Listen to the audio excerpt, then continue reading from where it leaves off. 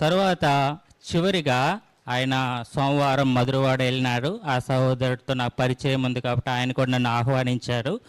ఆయన చివరిగా చెప్పినటువంటి వర్తమానం ఏంటంటే, అంతియోకేయలో శిష్యులు క్రైస్తవులు అనబడిరి. అపోస్తుల కార్యాలు 19వ అధ్యాయం 19-20 ఆయన సంఘ క్రమము ఇది అని చెప్పినప్పుడు నేను ఆశ్చర్యపోయాను. అప్పుడు దాకా నాకు ఏం తెలుసు అంటే అపోస్తుల కార్యాలు 2:42 సంఘ క్రమం అనుకునేవాడిని. కానీ అందులో విషయాలు అంటే అది ప్లస్ ఇది కలిపితే సంఘ క్రమం మనకు అర్థం. అంటే ఎలాగ పరిచర్య చేయాలి, ఎలాగ పంపబడాలి అని చాలా స్పష్టంగా చెప్పారు. కానీ ఆయన నొక్కి చెప్పింది ఏంటంటే అంతియోకేయలో శిష్యులు క్రైస్తవులు అనమాట. ఇది చివరిగా ఆయన చెప్పినటువంటి మధురవాడలో వర్తమానము 7 పాయింట్లు చెప్పినారు. అవన్నీ నేను చెప్పను, జస్ట్ మెన్షన్ చేస్తాను. ఈ యొక్క దేవుని కృపను బట్టి ఆ వర్తమానం రికార్డ్ చేయబడింది. త్వరలోనే ఆ వర్తమానాన్ని రిలీజ్ చేస్తాం. సో చివరి మాటలు, చివరి వర్తమానం దేవుని కృపను బట్టి అది రికార్డ్ చేయబడింది. తర్వాత ఆరులోవా ఎప్పుడొచ్చినా ఆరులోవలో ఫైనల్ మ్యాచ్ ఆరులోవా అనేవాడు. మేము జోన్న నేను గురువారం నాడు ఇక్కడికి వస్తే ఫైనల్ మ్యాచ్ ఇన్ ఆరులోవా అన్నాడు. సో ఎప్పుడు వచ్చినా ఇసుక తోటలో కొడితే మీరు ఫైనల్స్ చూడాలంటే ఆరులోవా రావాలన్నాడు. అఫీషియల్గా సంఘంలో ఆయన ఆరులోవాలోనే చివరి పరిచర్య అనేది జరిగింది. తర్వాత ఇది పర్సనల్ మీటింగ్ అయినప్పటికీ కూడా చివరి వర్తమానం అక్కడ కూడా ఒక 10 మంది విశ్వాసులు గ్యాదర్ అయ్యారు. వాళ్ళకి ఈ మాటలు చెప్పినారు. అంతియోకేయలో శిష్యులు క్రైస్తవులు అనబడేవాడు అన్నారు. అంటే క్రైస్తవులు అంటే ఎవరంటే శిష్యుడైన వాడే క్రైస్తవుడు. మనం అందరం క్రైస్తవులు అని పిలబడతాం, అది కాదు. శిష్యుడిగా ఉన్నవాడే క్రైస్తవుడు. సో యేసు ప్రభువే శిష్యత్వానికి నిర్వచనము ఇచ్చాడు, ఎవరు ఇవ్వలేదు. ఏంటంటే మొట్టమొదటిగా లూకాసు వార్త 14వ అధ్యాయం 25-26 వచనంలో, మరి తన తండ్రినైనా తల్లినైనా నాకంటే ఎక్కువ ప్రేమించేవాడు నాకు పాత. అంటే దాని ఏంటంటే యేసు ప్రభుకి మన జీవితంలో మొట్టమొదటి స్థానం ఇచ్చిన వాడే శిష్యుడు. రెండోదిగా ఆయన చెప్పిన వర్తమానమే చెప్తున్నాను అందరికీ. చివరి మాటలు ఏం చెప్పినారో అంకులు అనుకుంటారు కాబట్టి నేను అది రిలీజ్ చేయడానికి ముందు జస్ట్ పాయింట్స్ చెప్తాను. రెండోదిగా 14 లోక 27లో మరి తన సిలువను ఎత్తుకుని నన్ను వెంబడించిన వాడు నాకు పాత్రుడు కాదు. అంటే ఏంటంటే తన సిలువ అంటే మనము శ్రమలను అనుభవిస్తూ యేసు ప్రభు వారిని వెంబడించాలి. సో అనేది తర్వాత 14 లోక 33లో తనకు కలిగినదంతయు విడిచిపెట్టని వాడు నాకు శిష్యుడు కాడు. అంటే యేసు ప్రభు వారి కొరకు అపోస్తులు అన్నీ త్యాగం చేశారు. మనకు కలిగిందంతా కూడా మనం త్యాగం చేయాలి, మన సుఖ వలయంలోంచి బయటికి రావాలి.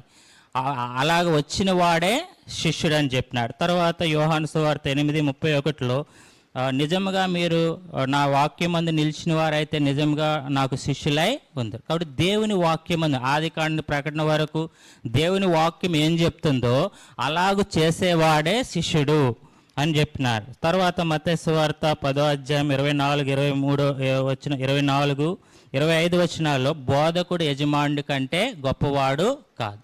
అంటే సంఘ క్రమం అనేది ప్రాముఖ్యం. మనం ఎవరి దగ్గర నేర్చుకున్నామో వాళ్ళని మనం అధిగమించి వెళ్ళకూడదు, సంఘ క్రమానికి మనము లోబడి ఉండాలి అని చెప్పారు. తర్వాత ఆరోదిగా యోహాను సువార్త 13వ అధ్యాయం 34వ వచనంలో నేను మిమ్మల్ని ప్రేమించిన ప్రకారము మీరును ఒకరినొకరు ప్రేమించాలి. కాబట్టి మన శత్రువులను సహా మనము ప్రేమించాలి. నా ఆఫీసులో ఉద్యోగం చేసేటప్పుడు ఎంతోమంది నాకు శత్రువులు ఉన్నారు, నేను వాళ్ళని ప్రేమించాను. తర్వాత వాళ్ళు తెలుసుకున్నారు మనం కూడా మన శత్రువులను ప్రేమించాలని చెప్పారు. చివరిగా 7వదిగా యోహాను సువార్త 15వ అధ్యాయం 8వ వచనంలో మీరు బహుగా ఫలించుట వల్ల నా శిష్యులు. కాబట్టి మనము ఫలించాలి. ఈ 7 విషయాలు ఆయన చివరి వర్తమానం. తర్వాత చివరిగా ఆయన పాడిన పాట ఏంటో తెలుసా? నీ సాక్ష్యము ఏది, నీ బలి అర్పణది. ఇప్పటికే అది యూట్యూబ్లో రిలీజ్ అయ్యింది. సో అప్పుడు చివరిగా ఆయన్ని తీసుకువెళ్ళి కారులో వెళ్తూ ఉండగా ఆయన ఆ పాట పాడినాడు. సో తర్వాత సోమవారం 9 గంటలకు ఆయన మధురవాడ వచ్చినాడు. 9 గంటల నుంచి 10:30 దాకా ఉన్నాడు. 10:30 దాకా ఈ వర్తమానాన్ని పంచుకున్నాడు. 10:30కి ఆయన్ని లోకా గారు ఆయన మేనల్లుడు ఉన్నారు, వాళ్ళ ఇంటికి తీసుకువెళ్ళడానికి కారులో కూర్చోబెట్టినప్పుడు 10:30కి ఆయన నాతో ఏమన్నాడంటే, Sandeep please pray for me అన్నాడు. నా కొరకు ప్రార్థన. అంకుల్ నేను ఎప్పుడూ చేస్తున్నాను, గాడ్ సర్వెంట్ లిస్ట్లో మీ పేరే మొదటి పేరు అంకుల్ అంటే, సరే వెరీ గుడ్, ఈ కాడి నుంచి నా పేరు లాస్ట్ పెట్టు అన్నాడు. అంటే తనకు తెలియకుండానే తను ఈ లోకాన్ని విడిచిపెడుతున్నానని ప్రవచనం ఆయన చెప్పాడు. సో తర్వాత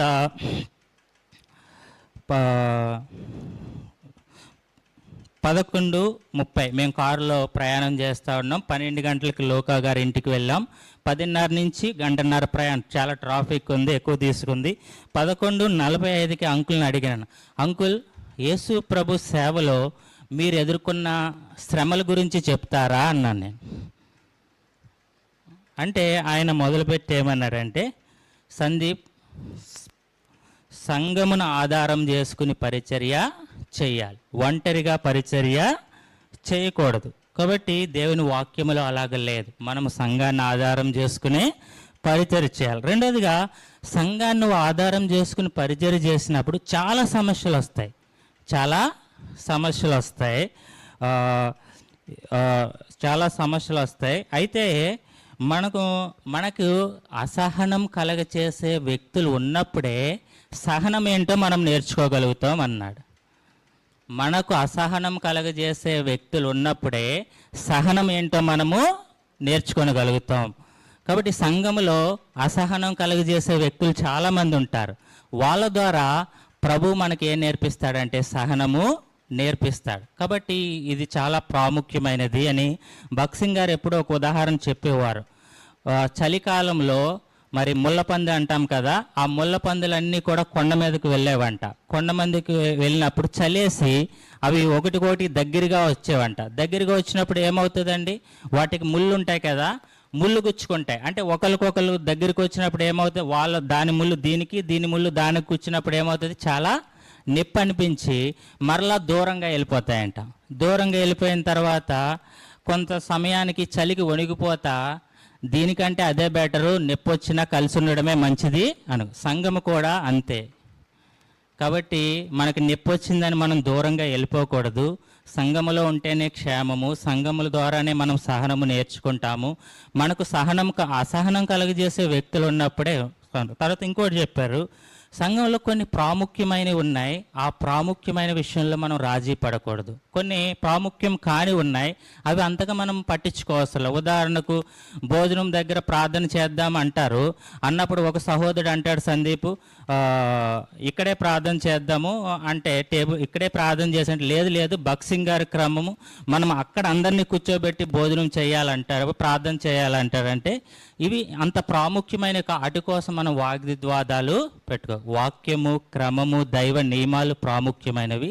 సందర్భాన్ని బట్టి మనం మెలకువగా ఉండాలని ఈ విషయాలు ఆయన నాకు చెప్తూ వచ్చారు. చివరిగా మరి లోకా గారింటికి 12ంటికి వెళ్ళినాం. 12 నుంచి 12:30 దాకా లోకా గారింటి దగ్గర ఉన్నాం. ఎన్నో విషయాలు చెప్పారు. చివరిగా ఆయన చెప్పింది ఏంటంటే, సందీప్ కోవిడ్ వచ్చింది, కోవిడ్ వచ్చినప్పుడు మా బావగారు చనిపోయారు, మా అక్క చనిపోయారు, మా ఫ్యామిలీలో 4 చనిపోయారు, నాకు కూడా కోవిడ్ వచ్చింది, దేవుడు నన్ను బ్రతికించాడు, నేను ఒక్కడనే బ్రతికినాను అన్నాడు.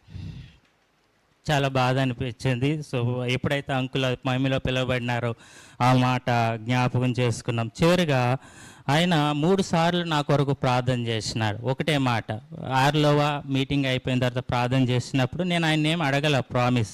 ఆయన ప్రార్థన చేసి, సందీప్ యెషయా 58:11 నువ్వు క్లెయిమ్ చేసుకో, దేవుడు నీకు సహాయం చేయి, యెహోవా నిన్ను నిత్యము నడిపించు. తర్వాత 3 సార్లు ఒకటే ప్రార్థన చేశాడు. ఆ సోమవారం రోజున ముగించేస్తున్నాను, అయిపోయింది. ఆదివారం 6వ ప్రార్థన చేశాడు, lord keep him in the centre of thy will. తర్వాత ఉదయకాలం మధురవాడలో లార్డ్ కీప్ 10:30 కార్ ఎక్కేటప్పుడు lord keep him in thy will. తర్వాత చివర లోక గారి ఇంటి దగ్గర నుంచి వచ్చేటప్పుడు lord keep him in the centre of thy will. తర్వాత చెప్తాడు, సందీప్ యోహాన్ 14:1 మీ హృదయాలు కలవరపడని. ఇక్కడ ఆ మాటతో ఆయన దగ్గర నుంచి సోమవారం 12:30కు వచ్చాము. తర్వాత మరి హాస్పిటల్లో ఈ రీతిగా చూడగలి. ఏదేమైనా ఆయన సేవ చేసే దినాలు సంపూర్ణమైనాయి. ఆయన మృతి నొంది కూడా మనతో పాటు మాట్లాడారు. డేవిడ్ అంకుల్ చెప్పిన రీతిగా మరి యవన తరము సిద్ధం కావాలనేది ఎంతోమందికి ఆయన వాక్యం బోధించినాడు. సో తప్పకుండా నా నోటి నుంచి వెలువడిన మాట నిష్ఫలంగా నా యొద్దకు రాక నాకు అనుకూలమైన కార్యము నెరవేర్చుకుని వస్తుంది దేవుని వాక్యం సెలవిస్తుంది. తప్పకుండా ఆయన పరిచర్య ద్వారా ఎంతో మేలు పొందిన యవనస్తులు ఉన్నారు. రానున్న దినాల్లో వాళ్ళు తప్పకుండా ముందుకొచ్చి ప్రభు కొరకు నిలబడాలని మనవి చేస్తాను. Praise lord.